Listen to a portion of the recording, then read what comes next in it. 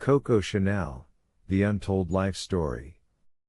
If you enjoy the content, please consider subscribing and liking the video, it truly helps the channel grow.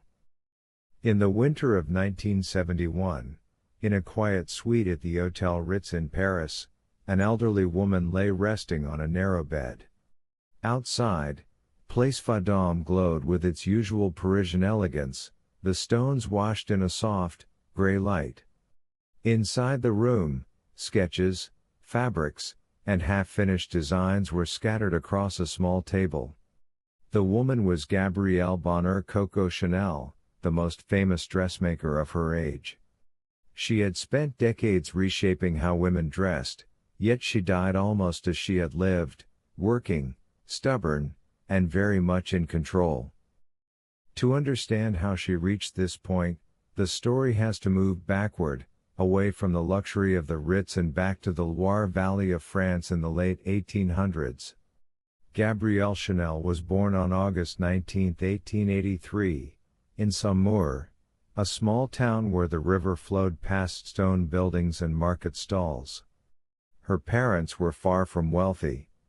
Her father, Henri Albert Chassenel, was a traveling peddler who sold clothing and small goods from town to town. Her mother, Jeanne de Vol, was a laundress who spent long days washing other people's clothes. Life was unstable, and the family moved often, following her father's erratic work. When Gabrielle was 12, tragedy struck.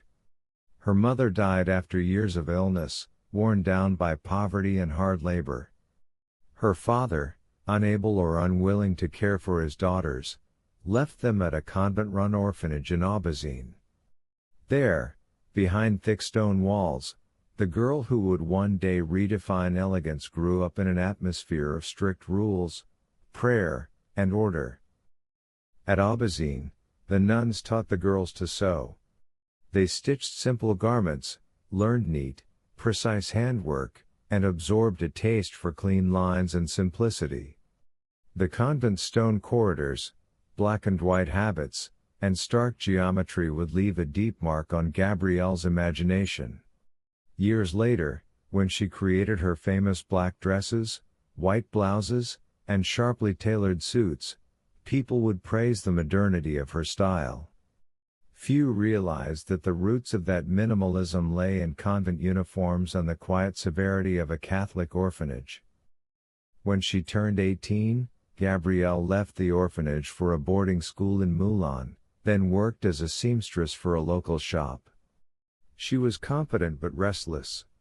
In the evenings, she sang at a café concert called La Rotonde, performing light songs for soldiers and townspeople. One of her favorites was about a lost dog named Coco, and soon, the audience began calling her that. The nickname stuck. Gabrielle Chanel, orphan and seamstress, became Coco, sharp-tongued, ambitious, and determined to climb beyond her circumstances. Around 1905, Coco met Etienne Balzan, a wealthy ex-cavalry officer and heir to a textile fortune. He invited her into his world of country estates, horse breeding, and leisurely aristocratic life. At his estate near Compiègne, she observed a world of hunting parties, long coats, and tailored riding clothes. The men dressed comfortably, the women, by contrast, were often bound by corsets, heavy skirts, and frills that seemed to trap them. Coco watched, compared, and took notes in her mind. She began to imagine a different kind of woman, freer, lighter, dressed for movement rather than decoration. While living with Balzan, Coco started to design hats for herself and for his friends. Her hats were simple, stripped of feathers, collapsing flowers, and other extravagant ornaments that were fashionable at the time. Instead, they had clean shapes and crisp lines. Actresses and socialites noticed. They liked how these hats made them look modern, sharp, and a bit daring. Soon, word spread that there was a young woman at Royal U who made unusual, stylish hats. It was also through Balzan that Coco met Arthur Boy Capel, an English businessman and polo player. Capel immediately recognized her determination and talent. Their relationship was romantic, but it was also a business partnership. With his financial help, Chanel opened her first hat boutique in Paris in 1910, at 21 Rue Cambon, under the name Chanel Modes. The timing was perfect. Parisian actresses began wearing her hats on stage, turning them into objects of desire.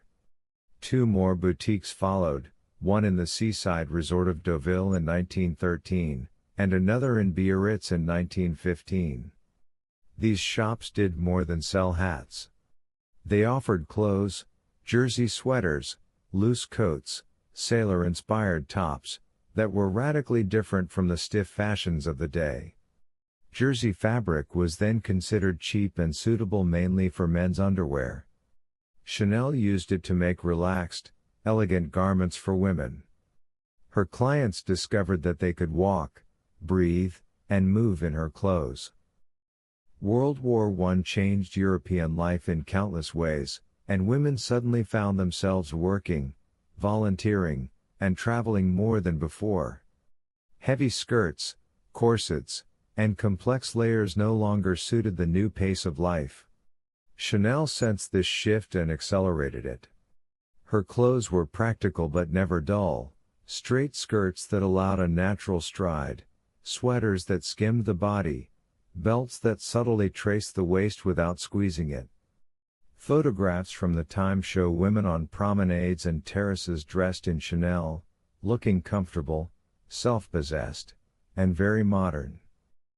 In 1919, tragedy came again. Boy Capel died in a car accident on a road in France. Coco was devastated. She later said that everything that followed in her career was built upon the grief of losing him. Whether or not that was entirely true, the loss hardened her resolve. She threw herself even more deeply into work, determined to build a life that depended on no one else's support. By the early 1920s, Chanel was no longer just a milliner or dressmaker. She was a force. Her couture house in Paris attracted an international clientele, aristocrats, actresses, and wealthy Americans who crossed the Atlantic in search of French style. People came not only for clothes but for an attitude, relaxed, elegant, and slightly rebellious. Chanel's designs favored monochrome palettes, clear structures, and a sense of ease. Her clients could dance, drive, and travel without worrying about crushing their gowns. In 1921, she launched the product that would secure her legend far beyond clothing, Chanel No. 5.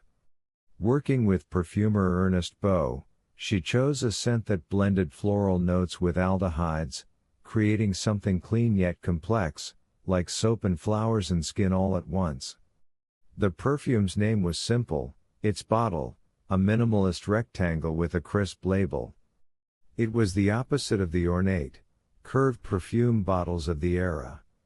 Chanel understood that this simplicity would make it stand out. No. 5 became a sensation. Because she needed help to produce and distribute the fragrance, Chanel entered a business arrangement with Pierre Wertheimer and his brother Paul, owners of the Bourgeois Cosmetics Company. Together they founded Société des Parfums Chanel in 1924. The Wertheimers would handle manufacturing and worldwide distribution, Chanel would receive a percentage of the profits. The deal would later become a source of bitter conflict, but at the time it seemed like a pragmatic solution to meet global demand. The 1920s were her golden decade. Chanel introduced the little black dress, which a Vogue editor famously compared to the Ford Model T, simple, accessible, and destined to become a uniform for women of taste. Black, once reserved for mourning, became chic. She created the Chanel suit, a collarless cardigan-style jacket and skirt, often in tweed, with a slim, straight silhouette. It was soft but structured, allowing movement without sacrificing polish. She layered strings of costume pearls over simple dresses, and in doing so turned faux jewelry into a symbol of modern style rather than cheap imitation. Chanel's world expanded beyond fashion. She moved in artistic and literary circles, befriending figures like Jean Cocteau, Pablo Picasso, Igor Stravinsky, and Sergei Diaghilev. She designed costumes for Cocteau's plays and for Ballet's Russes productions, including the 1924 ballet La Train Bleue, whose sport-inspired costumes echoed the active, outdoorsy woman she promoted in her clothing. On the French Riviera, she built a villa called La Palsa, perched above the sea near Roquebrune Cap Martin. Designed with architect Robert Streitz, the house combined Mediterranean light with austere lines inspired by the convent of her youth. There she hosted writers, painters, and politicians. Salvador Dalí, Cocteau, and Winston Churchill were among the visitors. The house functioned as both a retreat and a stage on which Chanel played the role she had written for herself: independent, cultured, and entirely at home among the powerful and creative. In her personal life, she formed a long relationship with Hugh Grosvenor, the Duke of Westminster, one of the richest men in Britain. They sailed on his yacht, traveled between Scotland and the Riviera, and moved through upper-class society together. Many expected him to marry her, but he never did. Chanel later said that there had been many Duchesses of Westminster, but only one Coco Chanel. It was a sharp line, typical of her wit, but it also revealed something about her determination to define herself on her own terms. By the 1930s, the House of Chanel was a global symbol of luxury. Her ateliers employed thousands of workers. She designed not only dresses and suits but also jewelry and handbags. Yet political tension was rising across Europe. The Great Depression hit luxury clients. War clouds gathered. As Germany occupied parts of Europe, life in Paris changed. When World War II broke out and the Nazis occupied Paris, Chanel closed her couture house, officially claiming that war was not a time for fashion. But she did not leave the city. She moved into a suite at the Ritz, where many high-ranking German officers also lodged. During these years, she became romantically involved with Hans Gunther von Dinklage, a German intelligence officer. Her relationship with him, and her actions during the occupation, would later cast a long, dark shadow over her legacy. One of the most controversial chapters of her life centers on her efforts to regain full control of Chanel No. 5. Under Nazi laws targeting Jewish-owned businesses, she attempted to use the Wertheimers' Jewish heritage to force them to surrender their share of the perfume company. However, anticipating such risks, the Wertheimers had already transferred ownership to a non-Jewish associate, keeping the business out of her reach. During the war, they lived in the United States and then returned to France afterward to reclaim their interests. Historians later uncovered documents suggesting that Chanel herself may have acted at times as an agent or go-between for German intelligence, though the exact extent of her involvement remains debated. In 1944, as France was liberated and Nazi collaborators were investigated, Chanel was briefly questioned by the Free French authorities. She was released without formal charges. Some biographers suggest that influential friends, including Winston Churchill, may have quietly intervened on her behalf. In any case, public opinion in post-war France was not kind. A woman who had lived at the Ritz among German officers and been seen in the company of a German lover did not fit the new narrative of resistance and heroism. She closed herself off from the Paris fashion world and left for Switzerland, where she spent almost a decade in relative exile. During these years in Lausanne and other Swiss cities, Chanel lived quietly but not without comfort. She still had money, though much of her wealth was tied up, and she brooded over the perfumery contract and the profits of No. 5, which had become even more successful during and after the war. Eventually, Pierre Wertheimer traveled to meet her. A new agreement was reached. He would buy out her remaining stake in the perfume business in exchange for a large sum, and he would also finance her couture house if she ever decided to reopen it. The deal, made between two shrewd and somewhat wary partners, laid the financial foundation for her next act. For many, Coco Chanel's story could have ended here, a famous designer tarnished by politics, quietly living out her days in Switzerland. But Chanel was not finished. In her early 70s, she decided to stage a comeback. She returned to Paris in the early 1950s, once again checking into the Ritz. From there she supervised the reopening of her couture house at Rue Cambon. In 1954, after 15 years away from the runway, she presented a new collection. The atmosphere was tense. Many in the French fashion press viewed her as outdated and politically compromised. The show itself was not an immediate triumph in Paris. Critics found the clothes too plain compared to the dramatic, structured silhouettes of Christian Dior's new look, which emphasized tiny waists and wide skirts. But across the Atlantic, the reaction was very different. American buyers and journalists saw something fresh and practical in her designs. The suits were soft, collarless, and lightweight. The jackets had small chain weights sewn into the hem so they would hang perfectly on the body. Skirts skimmed the knees and allowed women to walk comfortably. The clothes were made for real life, travel, work, social events, not just for grand entrances at balls. Soon, Hollywood actresses and chic socialites began wearing Chanel again, and demand grew rapidly. The trademarks of her late style became iconic. She worked with tweeds in muted colors, beige, black, white, navy, and soft pastels. She used contrasting trims and bold buttons to outline the structure of jackets. Her two-tone slingback shoes, beige with black toe caps, made feet look smaller and legs appear longer. The quilted 2.55 handbag, introduced in 1955, featured a leather and chain strap that left hands free. It was as functional as it was elegant. In these years, Chanel was both stern and inspiring in her ateliers. She wore her own suits, stood very straight, and smoked constantly.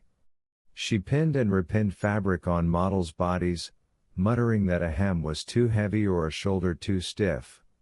She hated anything that felt artificial or over-decorated.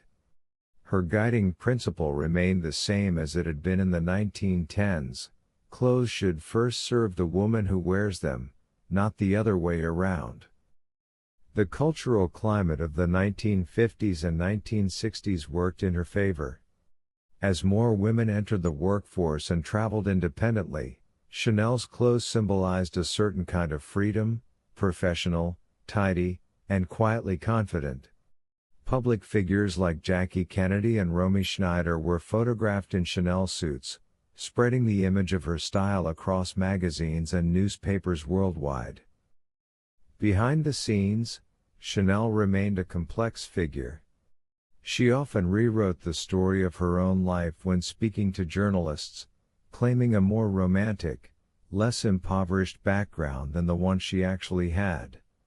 She could be fiercely loyal to friends, then suddenly distant. She kept working into old age, partly out of passion and partly, perhaps, out of fear of what might surface if she ever sat still with her memories. Those who worked closely with her described a woman who was demanding but also capable of tenderness and humor. By the late 1960s, Coco Chanel was more than a designer, she was a symbol. Her silhouette, slim, in a tweed suit, strands of pearls around her neck, cigarette in hand, had become part of fashion's visual language. The brand bearing her name grew steadily, thanks largely to the continued success of Chanel No. 5 and her ready-to-wear influence. She was, notably, the only fashion designer included in Time magazine's list of the 100 most influential people of the 20th century, a recognition of how profoundly she had changed the way women dressed and saw themselves. On January 10, 1971, after a day spent working on the next collection, Chanel returned to her suite at the Ritz. According to some accounts, her last words to her maid were calm and matter-of-fact, "You see, this is how you die." Whether the quote is perfectly accurate or not, it fits with the image of a woman who had always faced life with a stubborn, almost theatrical composure. She was 87 years old. Her funeral took place at the Church of La Madeleine in Paris. Models from her house attended dressed in black Chanel coats and suits, forming a living tribute to the woman who had invented those very forms. Her coffin was covered with white flowers, camellias, her favorite. Outside, crowds gathered to watch the final farewell to a designer who had begun life in poverty and ended it as a global legend.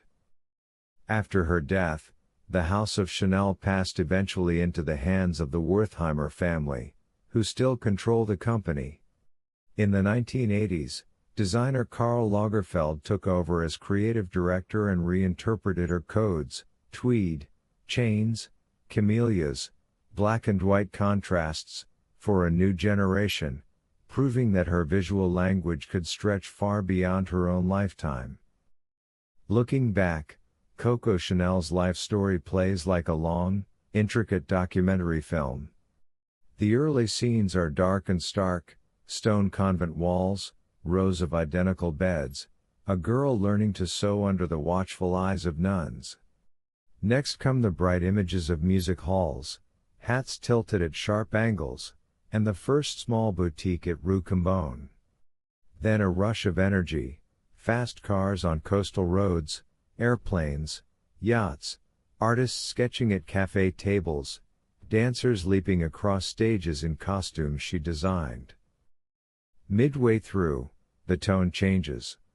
We see uniforms, occupation soldiers, a woman walking through the Ritz in a world turned upside down, making choices that will stain her reputation.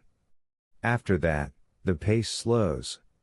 There is Switzerland, snow on rooftops, a woman in exile counting the profits of a perfume sold all over the world. Then, suddenly, the energy returns, a 70-year-old designer pinning a jacket on a model, scissors flashing, reporters scribbling notes about her comeback.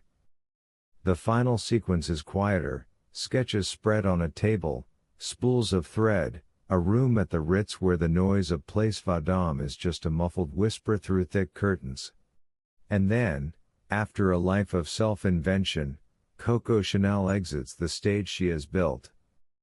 Her legacy is woven into the clothes many people still wear: simple black dresses, tailored jackets, comfortable trousers, striped tops, and the idea that elegance does not have to be heavy or restrictive. She freed women from corsets, turned simplicity into luxury, and showed that style could be both practical and poetic. At the same time, her life is a reminder that even icons are human, full of contradictions, capable of courage and compromise, generosity and selfishness.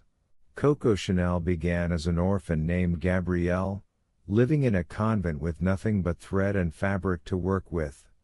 She ended as Mademoiselle, the architect of a brand recognized across the globe. Between those 2 points lies a story of fierce will, sharp intelligence, risky choices, and extraordinary influence, a story that, like her little black dress, remains strikingly modern no matter how much time passes.